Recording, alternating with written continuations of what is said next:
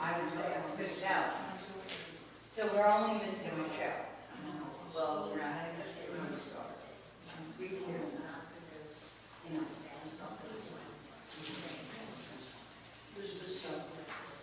just Michelle, because she's the one who's here.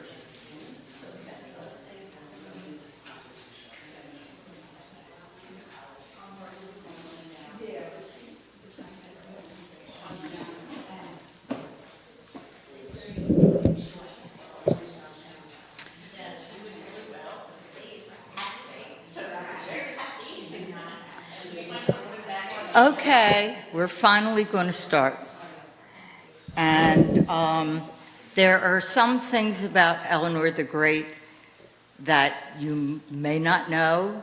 One thing is that June Squibb, who played Eleanor, is a Jewish convert. Yes, and Bessie, her friend from the time she was in her 20s, is a Holocaust survivor. Yes, I read this. The actor is a Holocaust. Rita Zohar, the actress who plays Bessie Stern in Scarlett Johansson's Eleanor the Great, is a real-life childhood Holocaust survivor. Born in 1944 in a Nazi concentration camp in Ukraine, Zohar was hidden as an infant and later immigrated to Israel before pursuing a career in acting. The camp she was born in was Transnistria Governorate to Romanian Jewish parents. She survived along with her mother and grandmother. And Bessie, it's her story that triggered, not the actress Bessie, but the character Bessie, that triggers the main storyline and whose personal Holocaust history is central to the film's narrative. And then Scarlett Johansson, also Jewish, on one side. But it seems like she identifies as a Jew because she has been in other films like this. And she couldn't see getting that circle of the support group, it not being Holocaust survivors. So those people in that circle where Eleanor was telling Bessie's story are Holocaust survivors. You can tell that by their accents. And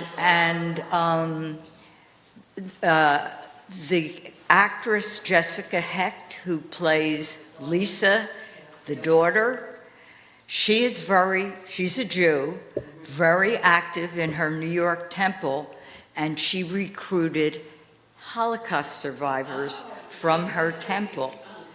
So Scarlett, in an interview with her, she could not see getting actors to portray the Holocaust survivors. And the fact that Bessie is the actress is actually about, and the Eleanor character, we learn towards the end, is a convert, and June Squibb is a convert. You know, it really talks to the authenticity. Yes, let's... It really talks to the authenticity that I felt watching this thing.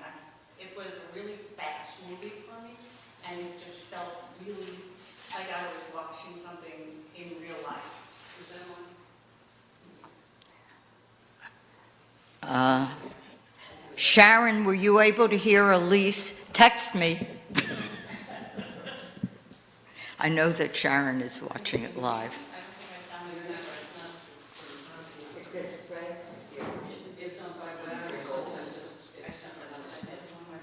Hello, is that any better? Ah, okay. So she probably didn't hear me. Oh, she didn't hear you. She Okay. texted no. I'll say it again. She turned on the microphone now. I turned on the microphone, sorry. I felt watching this that this was a real-life movie in a way that I haven't felt watching other movies. You know, like you can tell, oh, it's this person and I've seen them in other stuff and this is what they're acting at. I didn't feel that way watching this movie. I felt like I was in the JCC with these people that were real survivors. So that makes And they perfect were. sense. That makes perfect sense. Yeah. Just remember one thing, converts make the best Jews. You can hurt me. Converts make the best Jews. They do. Because they want to be. Okay. During the movie, when I was looking at her, I kept thinking, hello? I kept thinking she doesn't look Jewish.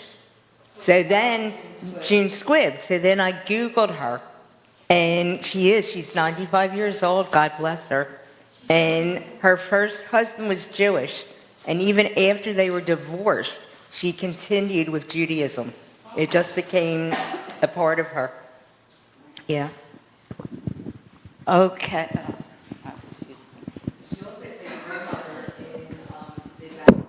Also, I have notes from Eileen Shine because she felt very strongly about the movie and wanted to be here, but she has 5 different things going on and funerals and tutoring and whatever.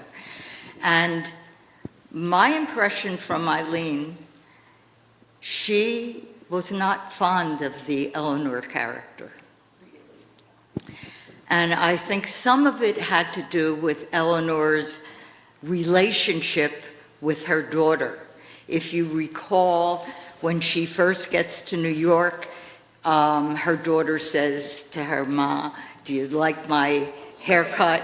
And she says, "Yeah, but I liked it better longer." And I contrast that to the relationship with Maxie, the grandson, because if it was Lisa that backed out on her, she wouldn't have been like she was with Maxie when he says, you know, "Bubby, I have some friends and we're going to hear a band and I'm not going to make it to Shabbat dinner." Now, Eileen thought that Eleanor the Great was not a good title. I kind of agree with her because if I was scrolling through things, I'd think it was about a monarch or something. Right, Eleanor Roosevelt. Can anybody think of a better title? Just Eleanor? Eleanor the Imposter? I mean, just Eleanor? Okay, and I'm going to start with Gail because she said this to me. Going around, if anybody has like one word to characterize Eleanor, and Gail had a word for her. Oh, I'm not used to this, obviously. Well, I thought of another word, too, that characterizes Eleanor, I thought. And I was watching it from a different perspective than a lot of you might have been watching it from. But I thought Eleanor was very sassy and very spunky. And I think if you want to survive to 96, that's a good way to be. Okay. Who's next? I think she was a wonderful friend, very supportive.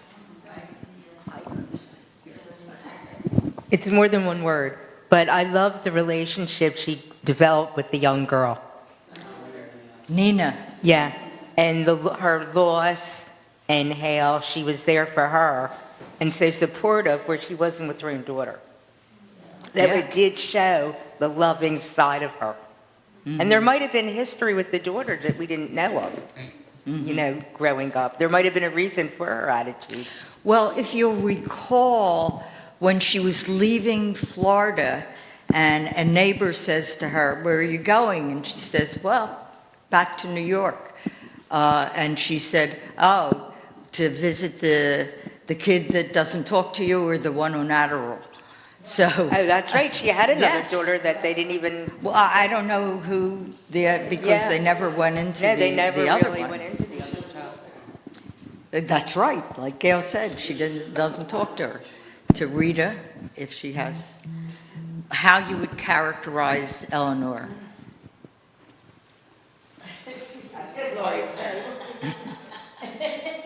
Let Flory finish chewing. I always have something. Wait a second, I don't want to mess up the mic.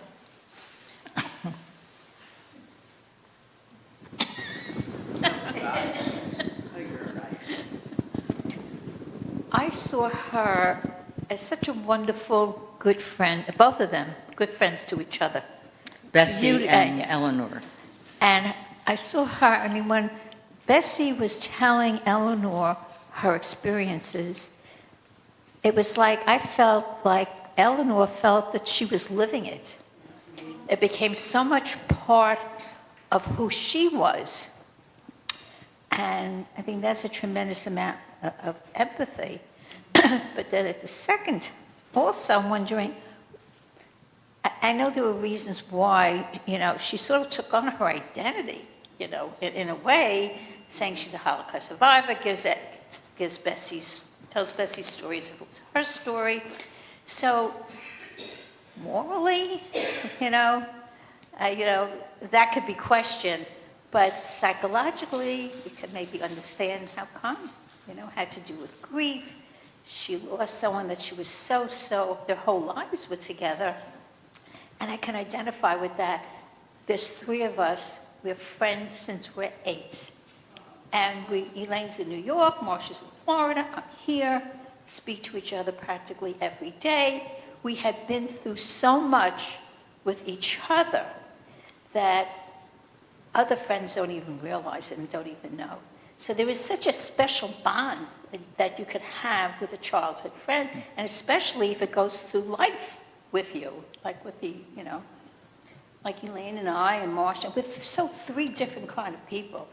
So Yeah. we Did all- you notice that when she was talking to the group and also to the journalism class about Bessie's experience, what you see is Bessie telling it to her? That's right. That's it. So you're hearing Bessie with the accent.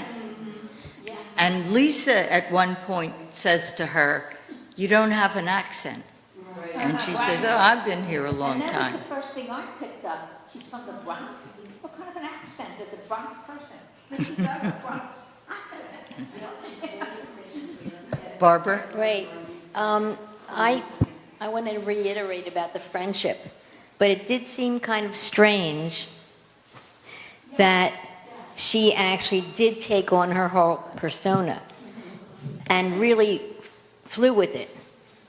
She didn't blink. It didn't seem like it took her any more than a split second to identify and then portray herself the same way. So that, like you said, it was a little bit strange, but it made for an interesting movie, and then the whole turnaround. So it really helped the arc of the movie itself.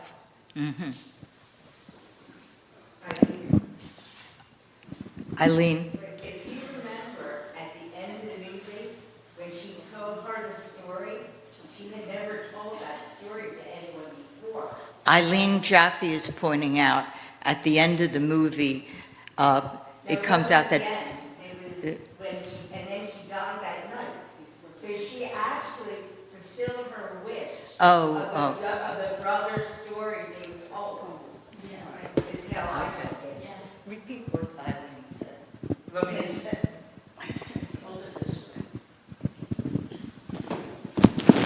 I know that the people that watch this don't usually hear most of Hello? what's going on. Okay. At the end, well, it wasn't the end, but when she finally, with the pink curlers in her hair, told the story of her brother, she had never told that to anyone before.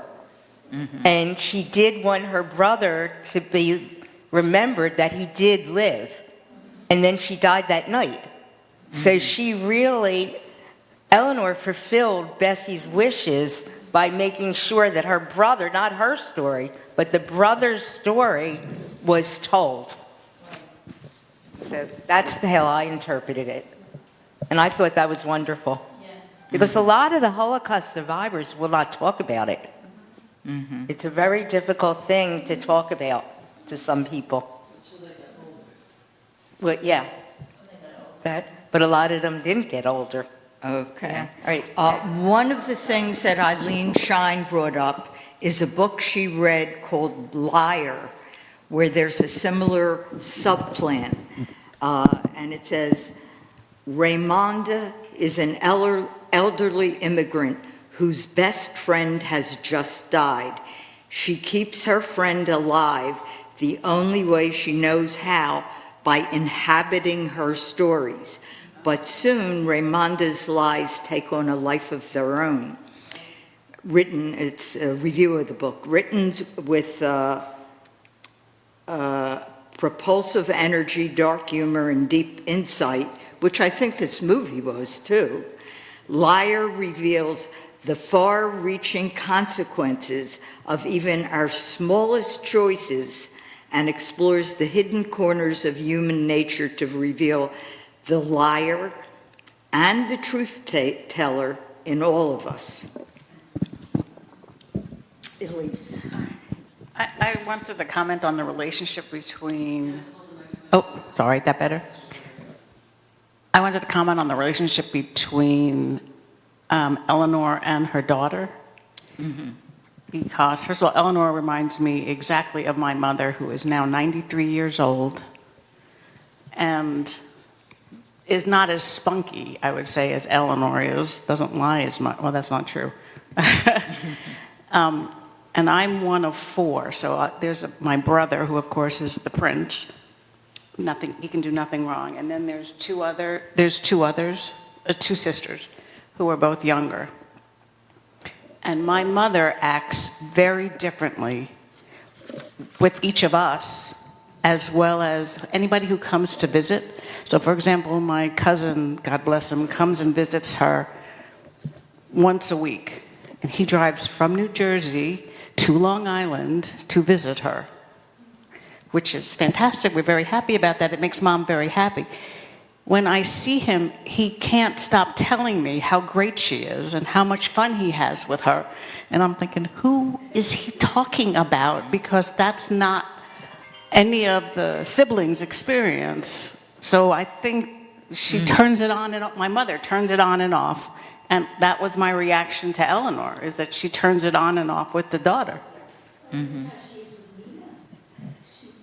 Right, she was great with Nina. Do you want to hand that back to Flory so she could, because this is another important storyline. Yeah, see, yeah.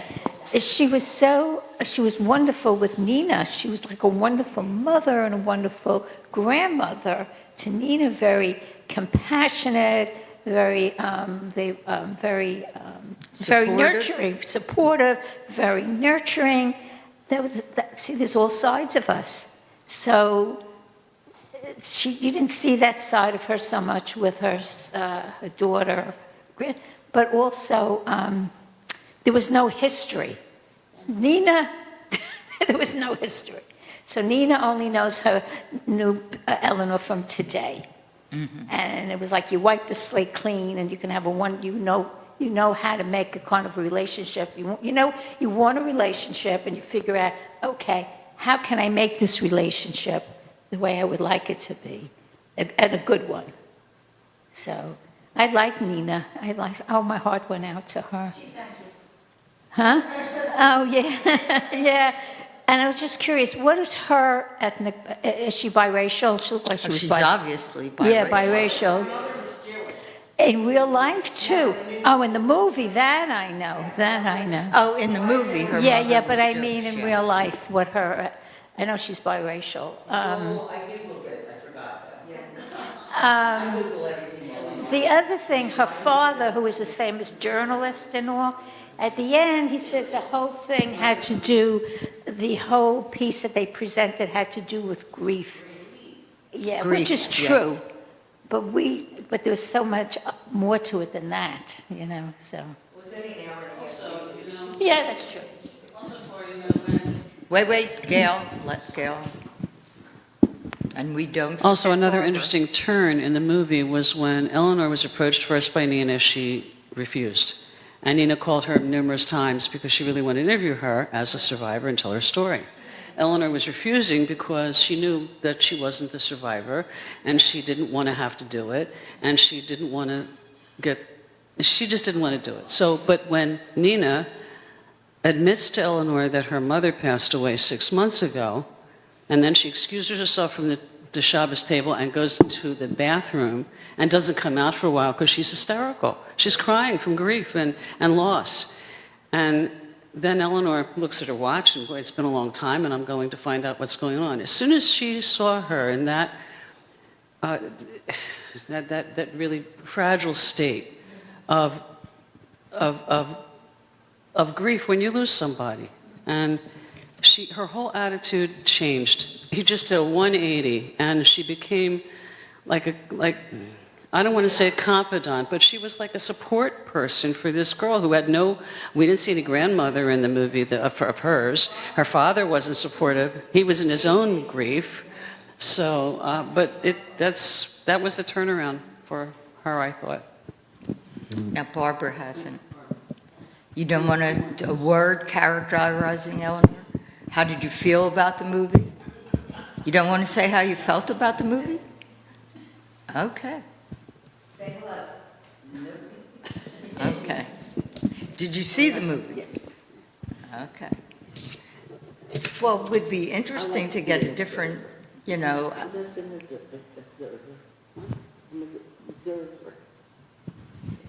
Okay. Well, you can share with us if you care to. In case. Sonny, do you want to say something about the Eleanor? Okay. All right. Now, there was another article that I read that had to do with the actors talking about the roles. And June Squibb said, I immediately knew this was for me, and this was a project I wanted to do. I also knew it wasn't going to be an easy thing for me to do, but I wanted to do it anyway. And then, Just remember that all those words that come by can cover the script.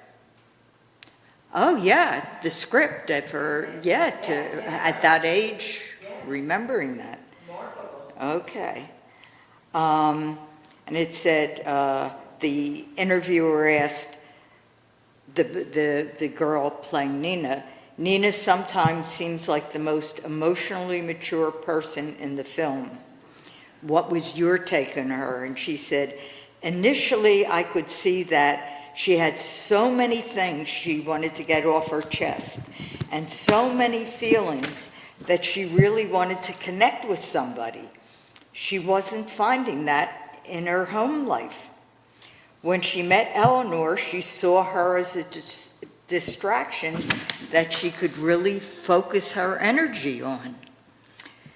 And then they asked the actor playing Roger, the father, and he said, when he read the script, I thought it might have been centered around watching a bond between a mother and daughter grow and feeling a little outside of that relationship, that the father, the journalist, and on the television. And then when this tragedy happens within the family, and he must step into the role of providing emotional support for his daughter, that terrifies him. He doesn't feel equipped. And those family dynamics felt very plausible to the actor without the grief. But if you then add the grief on top of that, along with the ways people process that grief, it felt truthful to him. Yeah. And, but after the truth comes out about this not being Eleanor's story,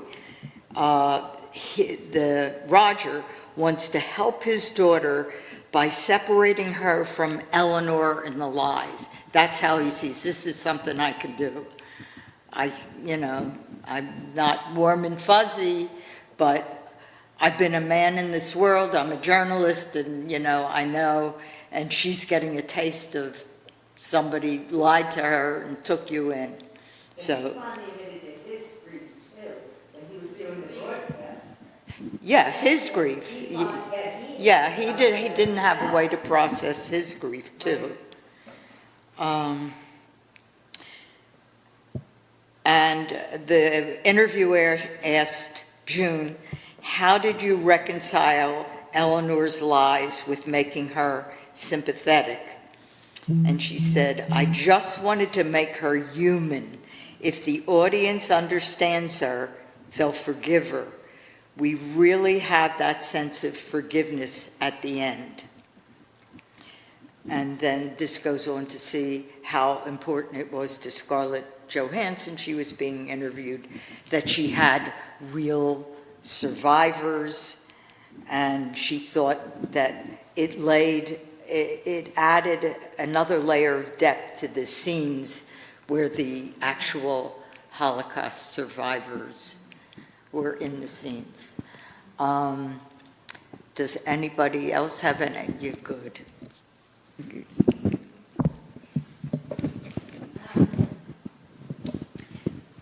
What's interesting, it went like full circle, because I think it's in one of the opening scenes, they're watching the journalist coming back after his wife died, and Bessie was so thrilled. Bessie loved him. She thought he was so handsome, and she loved him, and she was having so much compassion for him because he had just lost his wife, who was Jewish. So it went, sort of like, and it sort of like ends that way also. But just to share a little bit of me, I could so empathize with the father and with Nina, and it wasn't until years later that I realized I lost my mother when I was 16, and suddenly my father is left with a 16-year-old teenager. The poor guy just lost his wife. Within a few months, my mother passed away, and he didn't know how to be a father to me. And we certainly didn't get along those first few years, and I thought he was terrible. I thought he was a horrible father. He had no compassion, blah, blah. And it wasn't until years later, and I grew up, I realized what my poor father went through.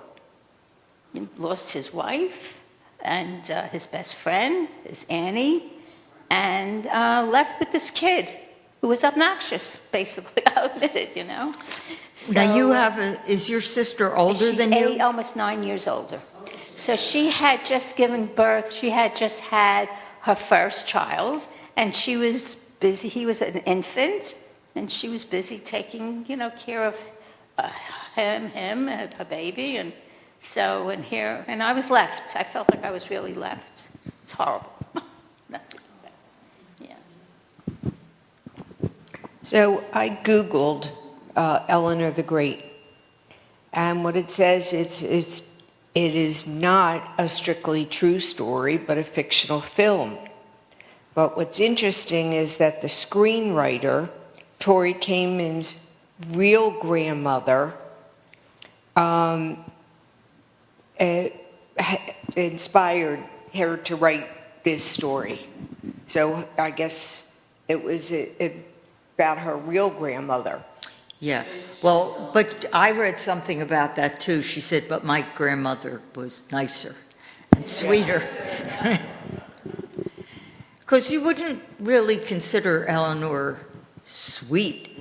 No, not at all. I mean, look at what she did to that poor teenager who didn't know that pickles are different.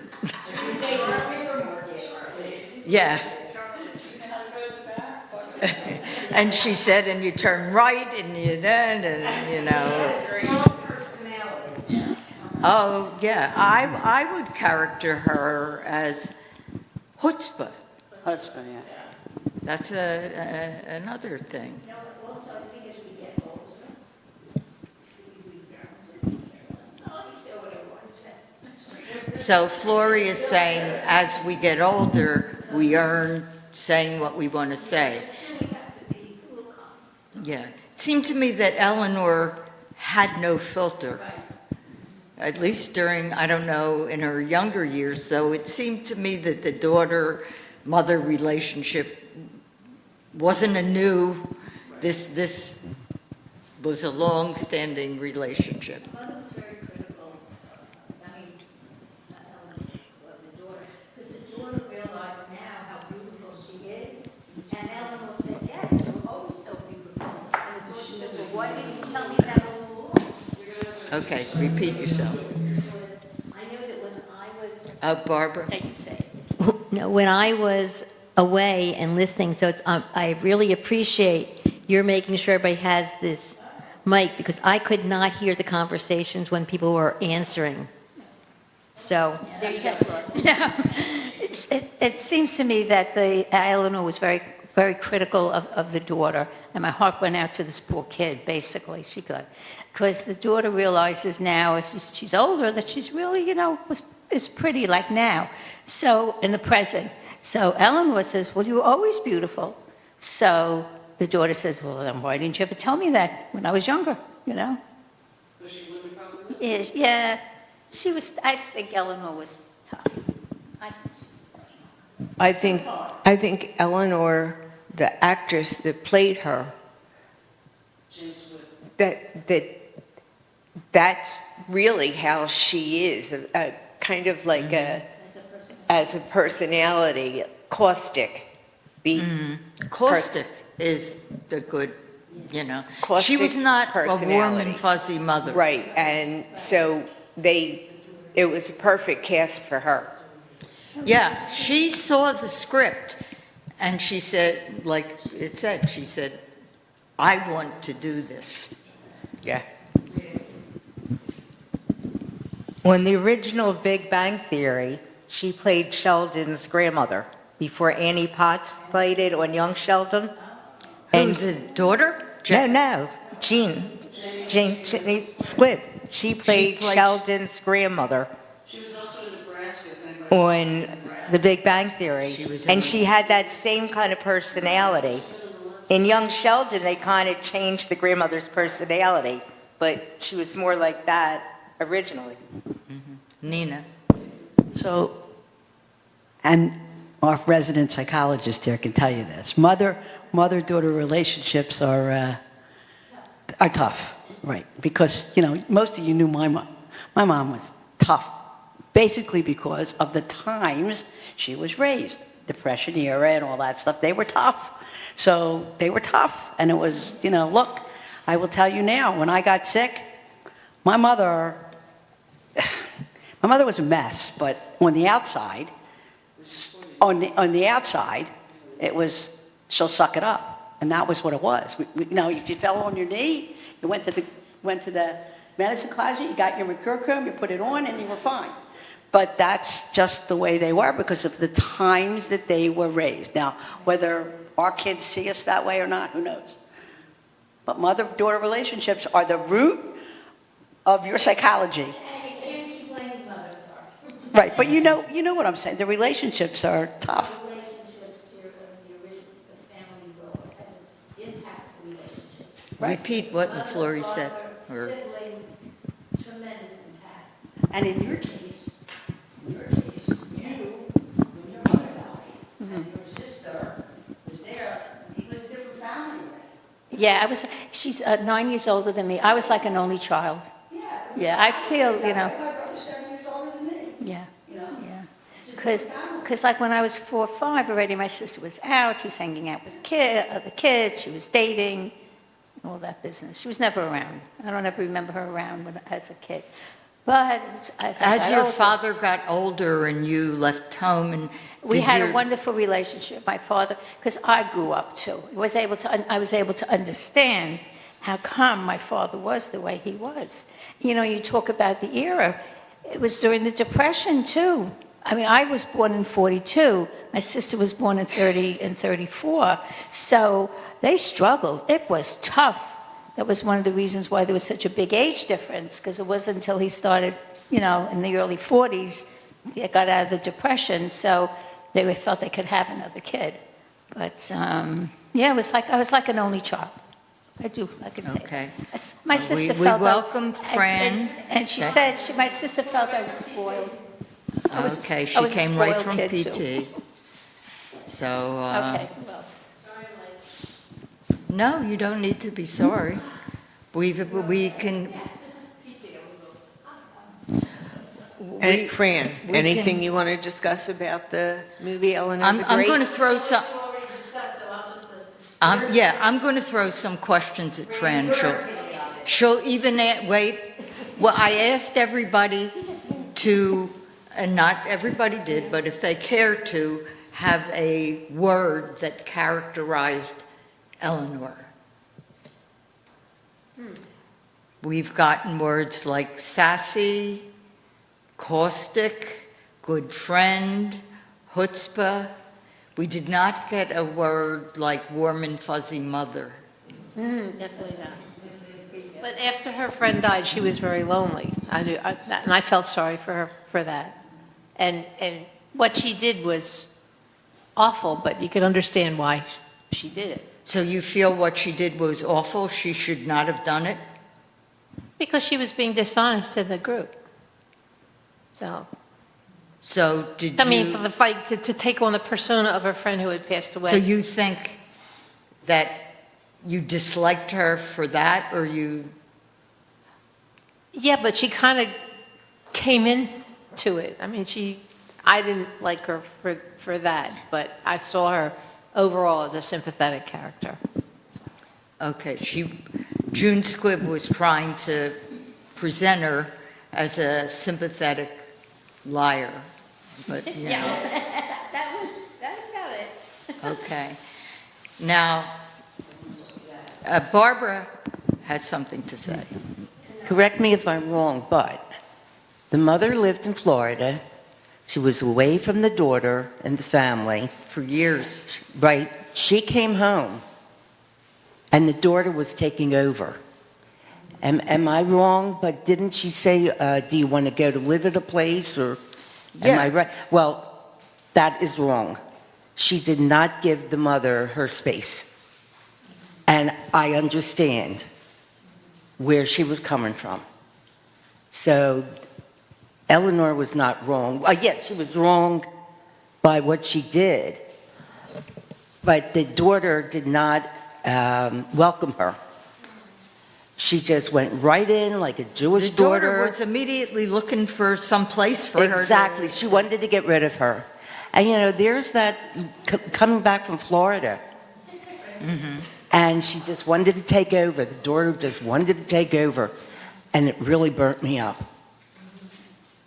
Yeah. Gee, I never saw it that way. Florrie said she thought of that too. I just thought of the aspect of being not the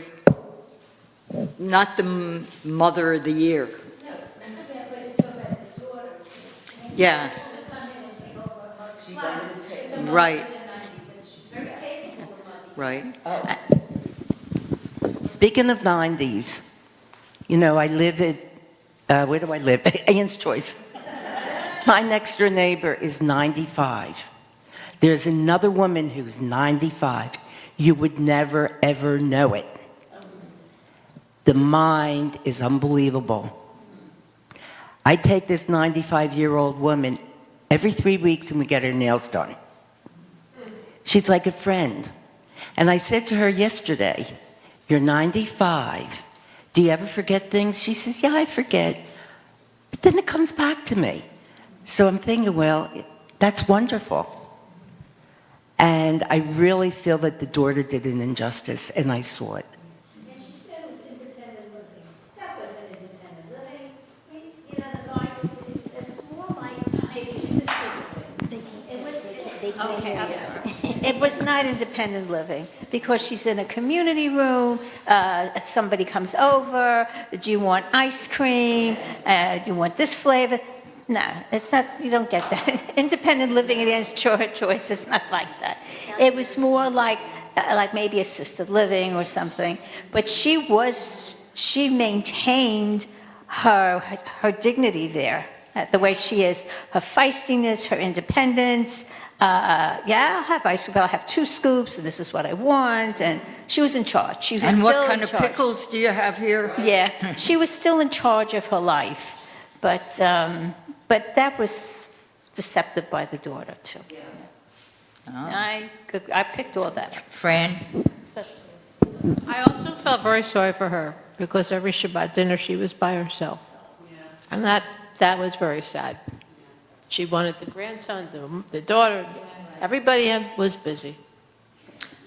But Lisa, it was the Nina, Lisa was the daughter, Nina,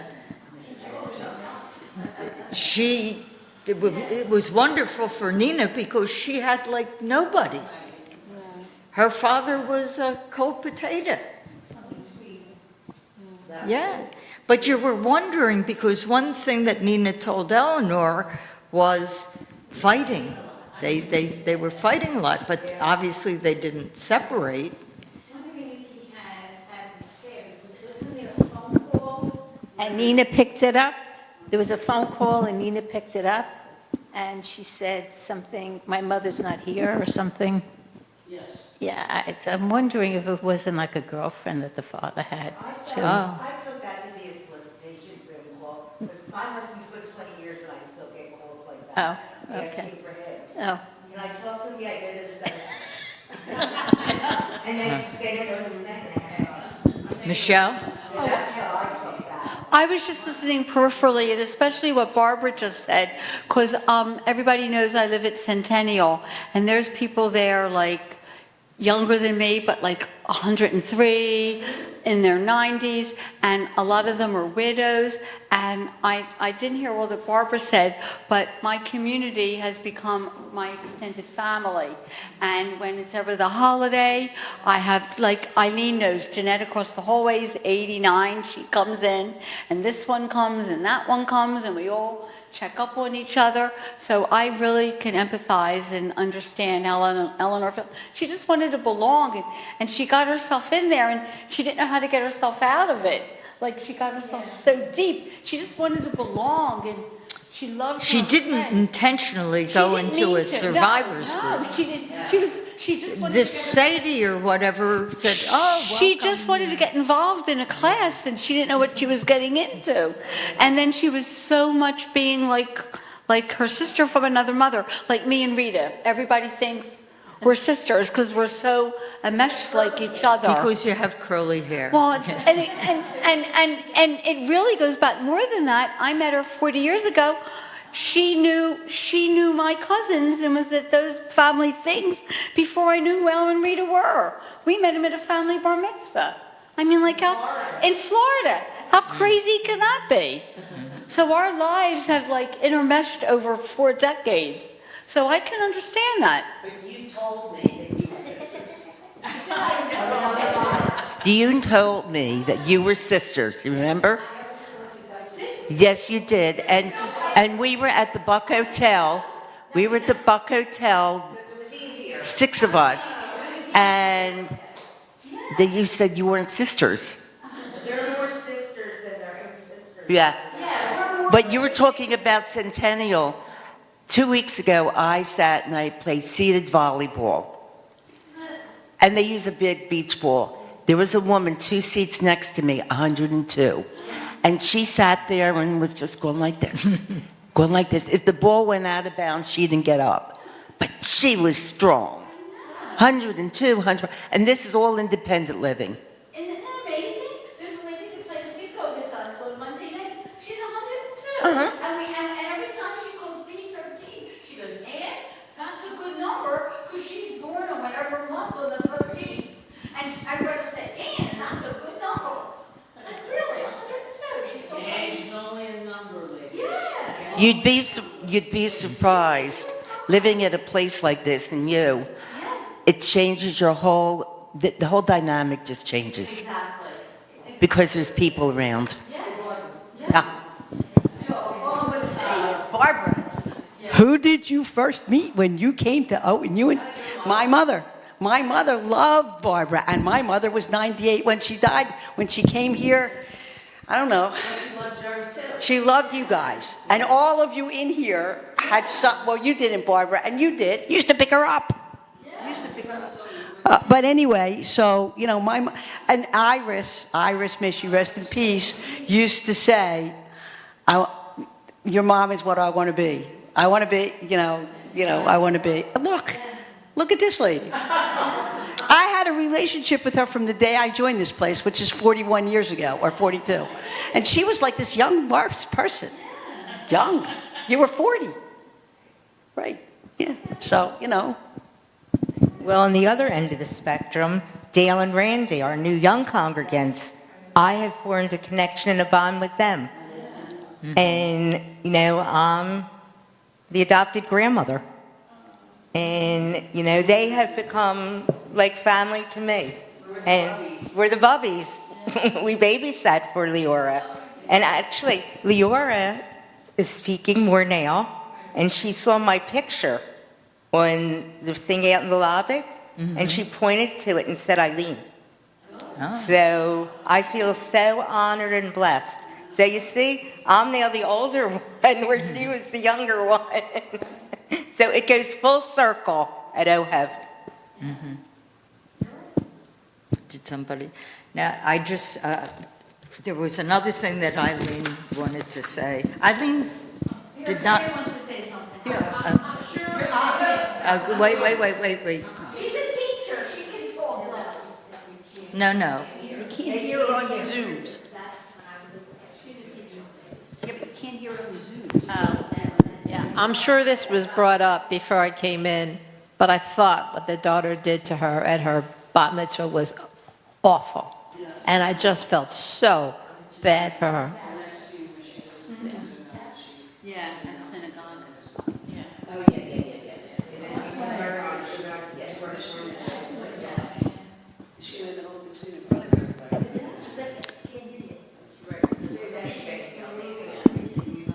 I thought it was very rude also when the daughter comes into the synagogue in front of all the Holocaust survivors that she spoke in front of, and in front of the rabbi and in front of everybody, that her mother was, she was essentially saying her mother was a fraud.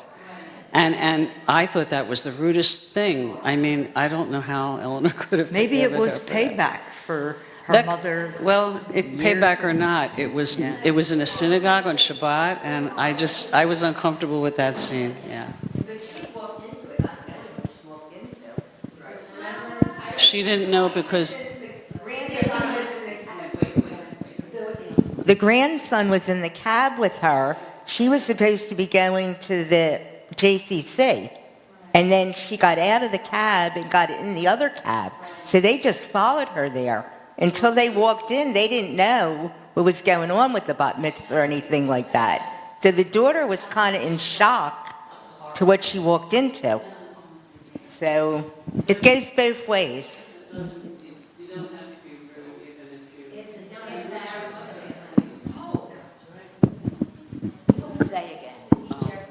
I still feel the daughter shouldn't have been as rude. She could have, if she wanted to say something, she could have excused herself and spoken to the rabbi or spoken to her mother.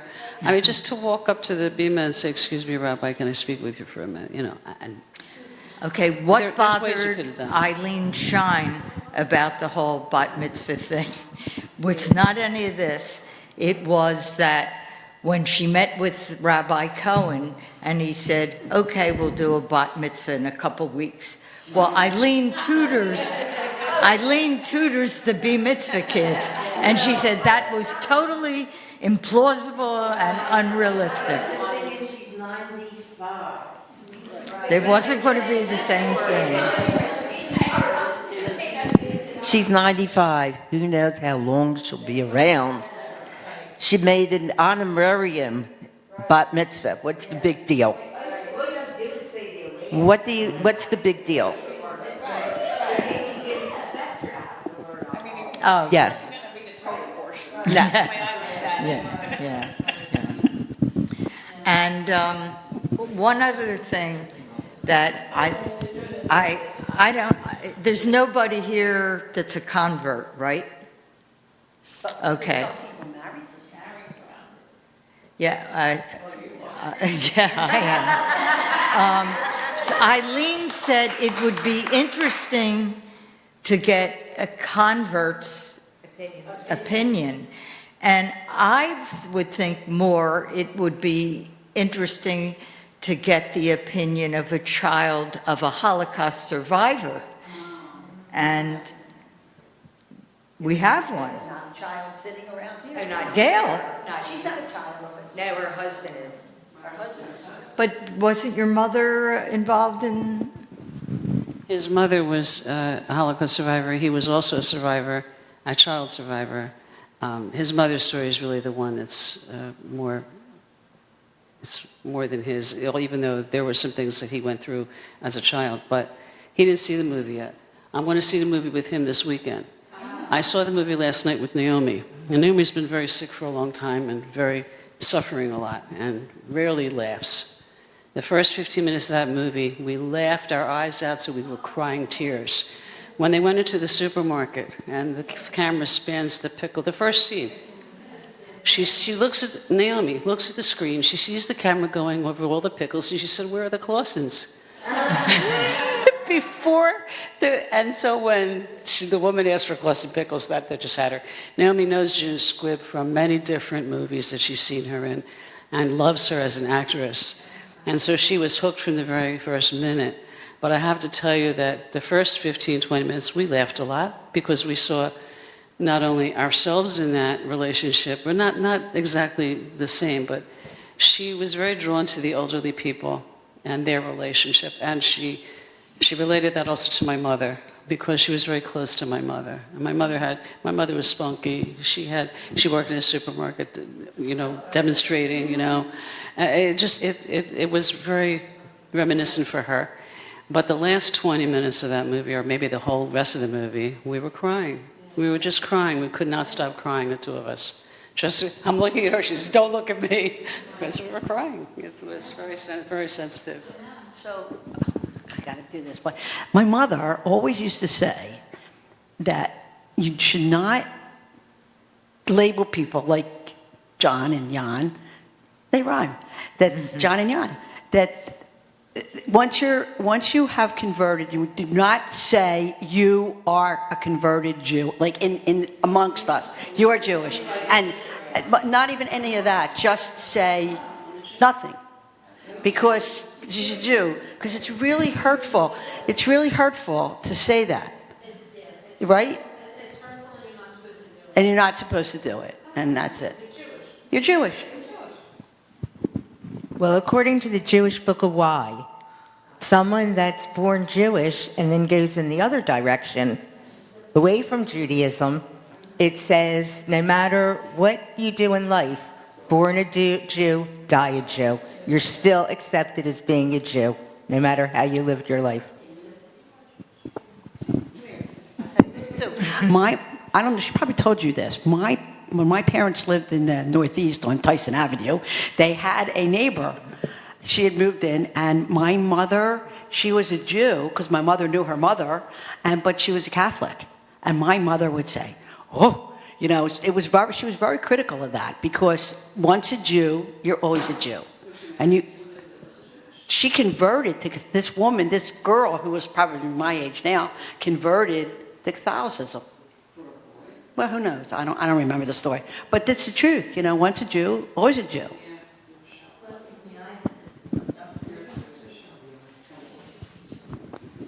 So, yes, you're Jewish because you're born Jewish. But I feel that people that convert to Judaism, they want to be Jewish. And they're more Jewish than someone born Jewish. Both of my daughter-in-laws knew they wanted to be Jewish. They associated themselves with all Jewish friends. My daughter-in-law was in a Jewish sorority. grew up all just associated with all Jewish girlfriends, whereas her sister didn't. Her sister identified as being, I'm not sure if she's Catholic, but identified, so my daughter-in-law is converted to, both of my daughter-in-laws converted to Judaism before they married my sons. Before they met them. Really? Actually, before they met them. Both of them were in conversion classes, but they knew they wanted to be Jewish. They felt that identity, and my one daughter-in-law is in bat mitzvah classes so that she could be bat mitzvahed with my granddaughter. And my other daughter-in-law is extremely active in their synagogue. She reads Torah. They have Friday night services. My son goes to services every single Saturday with the kids. So my daughter-in-laws wanted to be Jewish, which is different from you take it for granted. Yeah, I'm Jewish. Yeah. Well, Jan was a Jew wannabe. I think he was, when I married him, he was not Jewish. But I think early on, we got married 3 months after we met, but early in that's because my ex-husband didn't want him to come to our son's bar mitzvah. So I thought, what's he going to do if we get married? So we got married. Yeah, well, it's almost 45 years. But one of the first things, maybe 2 weeks after I met him, and my sons were bar mitzvahed at Shermi. We went to a Purim spiel at Shermi, and he said, I feel like I'm home. And he took my kids' flashcards and taught himself Hebrew with the flashcards.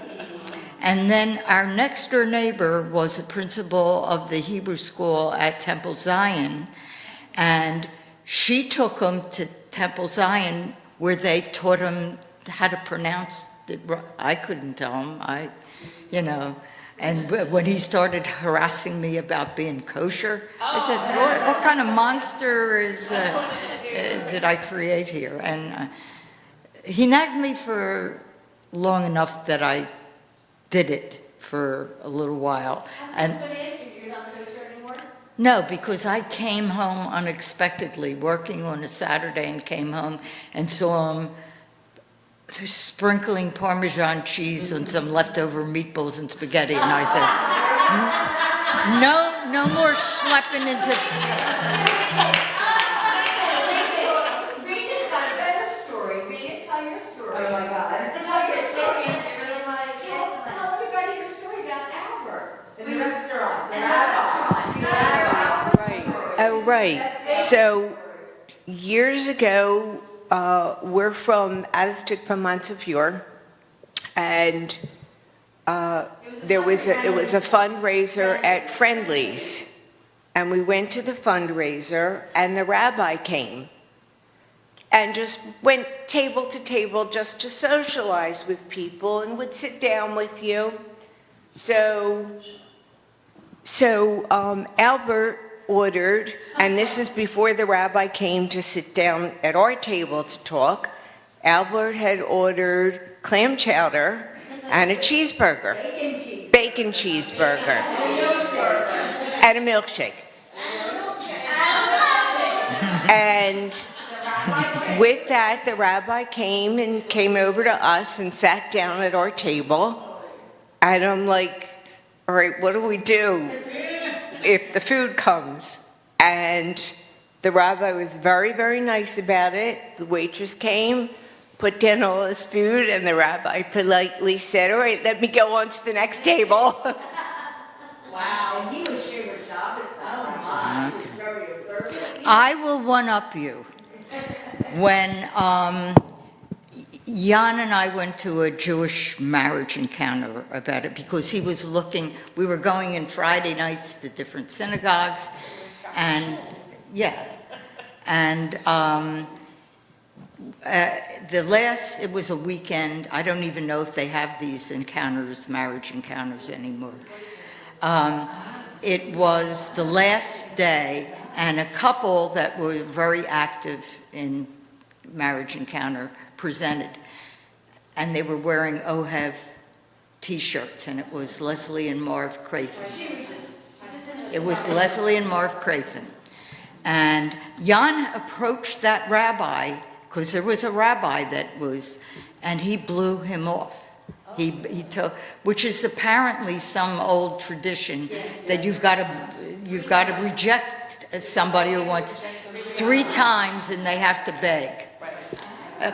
Rabbi Perlstein never heard about that tradition, but yeah. So they invited us to services. It was the old building, and introduced him to Rabbi Perlstein, who said, come and meet with me one day during the week.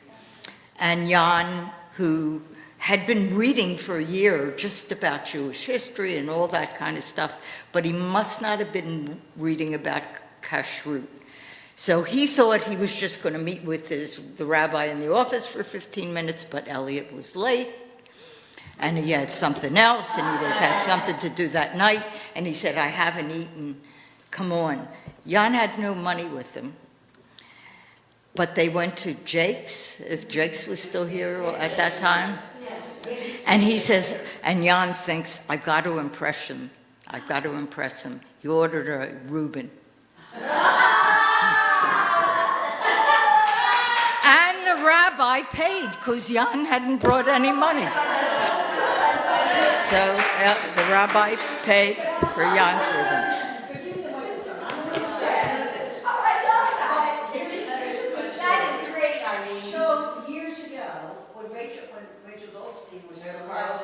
Carl told this story at their wedding honorment. So it was Carl and Rachel and Elliot and Janie, I guess. That was Janie. It was Janie. So they go out to eat at a fancy restaurant, and the service is terrible.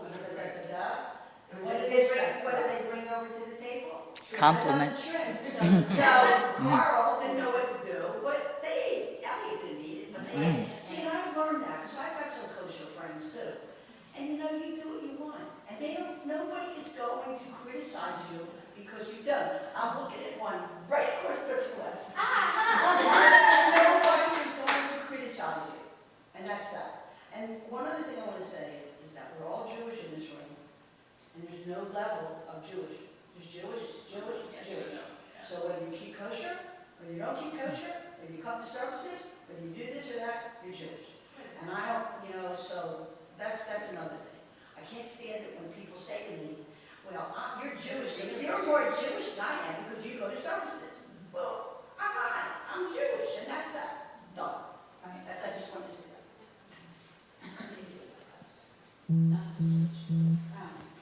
that. Okay. Anybody have anything else to say about the movie, about anything? I did. Oh, you're welcome.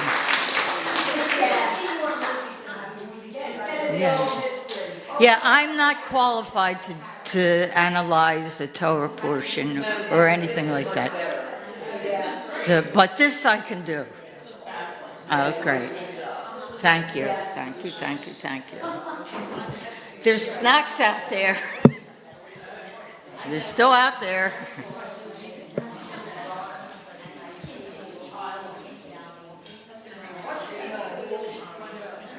It's true.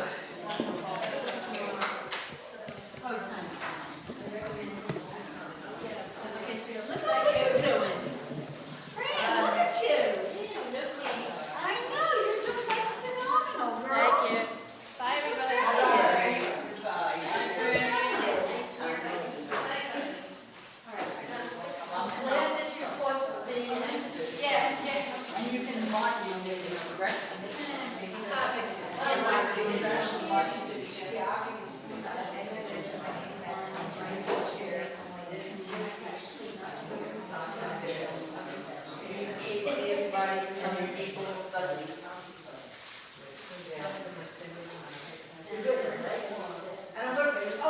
What? What? The hairdresser lady, what's her name? Mira. Mira. Like Mira, like mirror. Mira. Mira, yeah. So I'm gonna. Yeah, you can text her. You earned If you it. want, text her on her cell and say you want to make an appointment. Okay. That, if I do that, to the city by herself. She's in the shop, asking, she's in Such a nail salon. across the street from. Oh, the shopping center across the street What about it? from, no, she is where Angela is, across the street from Manager. Yeah, so she's on the Vatican side. No, Angela is Angela's side. Next to the nail store and the beer distributor. Got it. Michelle. No, we talked about it as the past, I love your mother. And whenever my wife was she went to see the the one and we said to her, she was my bus buddy. We called each other bus buddies. And she's a wonderful man. We were talking. It was one of the things. But we all have different relationships with our parents or siblings. Because the history is so different. I gotta finish this, hold on. Nails once a week on Tuesday. Somebody wants to close. That's my day off. Recommended.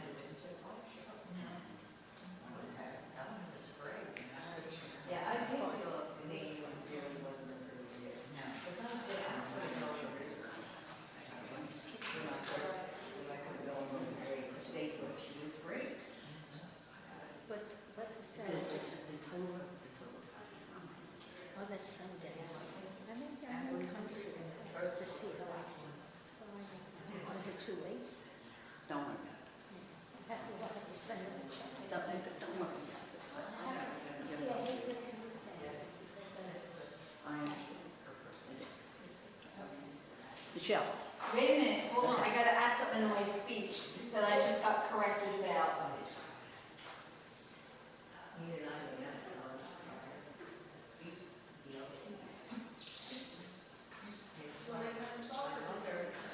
Seems to have gone really well. This was so funny a couple of times that this was left in, and I'm watching it, I'm hearing everybody talk. And then, couple weeks ago, this was over there on a Saturday morning, and guess whose face was it? Listen, you two people, the two, Oh, nobody I was didn't going to know be you had here. to say. If as soon as